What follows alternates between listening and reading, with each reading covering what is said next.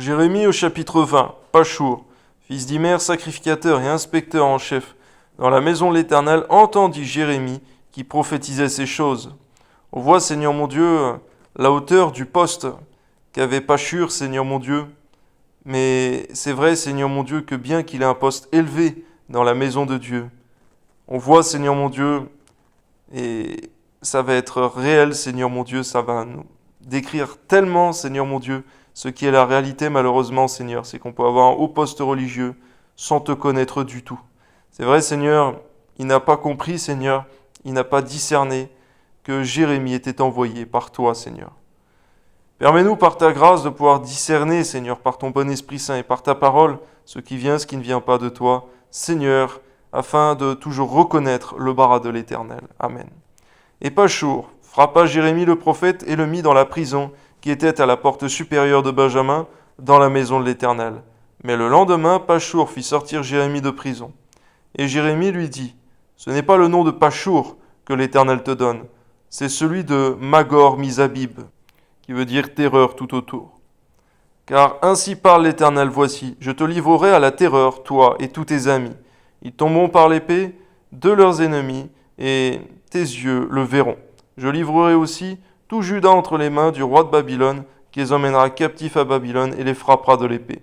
Je livrerai toutes les richesses de cette ville, tout le produit de son travail, tout ce qu'elle a de précieux, je livrerai tous les trésors des rois de Juda entre les mains de leurs ennemis, qui les pilleront, les enlèveront et les transporteront à Babylone.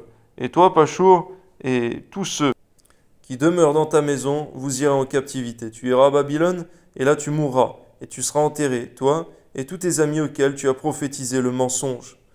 Seigneur, on voit qu'on ne se moque pas de toi, Seigneur. Indéniablement, on ne se moque pas de toi. Permets-nous par ta grâce de toujours, Seigneur mon Dieu, prophétiser sous la conduite de ton Esprit Saint, de toujours donner la saine doctrine, Seigneur mon Dieu, de ta parole dans le nom de Jésus, de ne pas nous détourner du Dieu vivant. À toi soit la gloire, Seigneur, au nom de Jésus. Amen. Tu m'as persuadé, Éternel, et je me suis laissé persuader.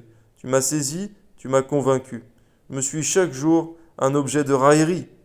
Tout le monde se moque de moi. Car toutes les fois que je parle, il faut que je crie à la violence et à l'oppression. Et la parole de l'Éternel est pour moi un sujet d'opprobre et de risée chaque jour. Si je dis je ne ferai plus mention de lui, je ne parlerai plus en son nom, il y a dans mon cœur comme un feu dévorant, qui est renfermé dans mes os, je m'efforce de le contenir, je ne le puis.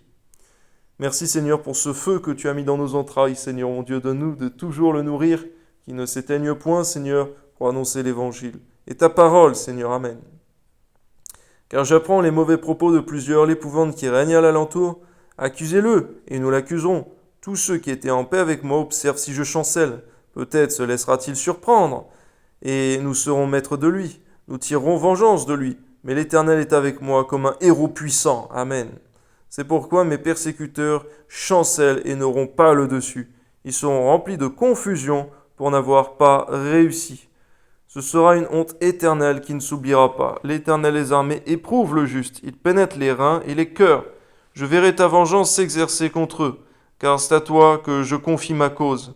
Chantez à l'Éternel, louez l'Éternel, car il délivre l'âme du malheureux de la main des méchants. Maudit soit le jour où je suis né, le jour où ma mère m'a enfanté, ne sois pas béni. Maudit soit l'homme qui porta cette nouvelle à mon père, il t'est né un enfant mâle, il te comblera de joie. Que cet homme soit comme les villes que l'Éternel a détruites sans miséricorde. Garde-nous, Seigneur mon Dieu, de maudire le jour de notre naissance, même si nous vivons l'oppression, la méchanceté humaine, Seigneur, les terreurs et l'angoisse, garde-nous, Seigneur. Donne-nous de rester accrochés à toi, parce que c'est vrai qu'il y a beaucoup de malheurs qui sont attachés, Seigneur mon Dieu, à ceux qui maudissent le jour de leur naissance. Amen. Qu'il entende des gémissements le matin et des cris de guerre à midi. Que ne m'a-t-on fait mourir dans le sein maternel ? Que ne m'a-t-elle servi de tombeau ? Que n'est-elle restée éternellement enceinte ? Pourquoi suis-je sorti du sein maternel ? Pour voir la souffrance et la douleur, et pour consumer mes jours dans la honte.